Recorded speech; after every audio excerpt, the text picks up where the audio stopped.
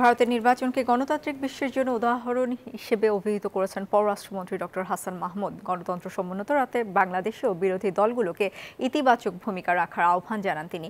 অন্যদিকে ওলামা দলের অনুষ্ঠানে বিএনপি মহাসচিব মির্জা ফখরুল ইসলাম আলমগীর বলেছেন, ভারতে ভোটাধিকার আছে বলেই নিরঙ্কুশ জয় পায়নি নরেন্দ্র মোদীর বিজেপি।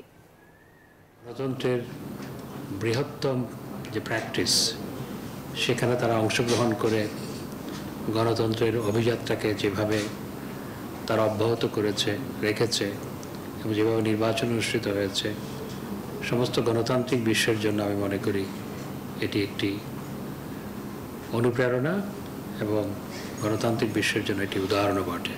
ভারতবর্ষে ভোটের অধিকার আছে বলে কিন্তু তারা অন্তত ওই যে মোদীর 3 বার একেবারে নিরঙ্কুশ সংখ্যা গরিষ্ঠতা পেয়ে ক্ষমতায় যাওয়ার যে ইচ্ছা বাসনা, সেটাকে কিন্তু তারা রোধ করে দিয়েছে। আজকে সব একক সংখ্যা গরিষ্ঠতা তারা পাচ্ছে না। সেই অবস্থাটা আপনাদেরকে খেয়াল করে আমাদেরকে আজকে আবার নির্বাচন ব্যবস্থাকে ফিরিয়ে আনতে হবে এবং মানুষ যারা ভোট দিয়ে তার নিজস্ব পছন্দ মতো প্রতিনিধি নির্বাচিত করতে হবে, তার ব্যবস্থা করতে হবে।